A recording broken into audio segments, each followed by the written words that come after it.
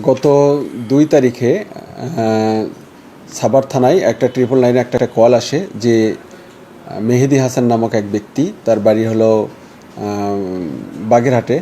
সে phone করে জানায় যে তাকে এই এলাকায় এসে অপহরণ করে তাকে আটকে রাখা হয়েছে। পরবর্তীতে তাৎক্ষণিকভাবে আমাদের সাভার থানা টিম এটা নিয়ে টেকনোলজি নিয়ে কাজ করা শুরু করে দেয়।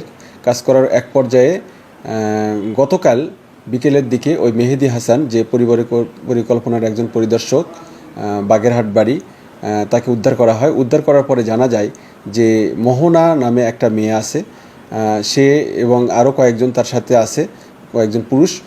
তাদের একটা চক্র, তারা বিভিন্ন লোকদেরকে প্রেমের ফাঁদে ফেলে তাদেরকে ডেকে নিয়ে এসে তারপরে তারা তাদের কাছ থেকে মুক্তিপণ দাবি করে এবং তাদেরকে ফাঁদে ফেলে। তো এর প্রেক্ষিতেই এই মেহেদীকেও তারা ফাঁদে ফেলেছিল। ফাঁদে ফেলার ফলে এবং তার কাছ থেকে 5 লক্ষ টাকা দাবি করেছিল এবং তাকে নিয়ে একটা লেগুনা নিয়ে 24 ঘন্টা ধরে বিভিন্ন জায়গায় ঘুরছিল।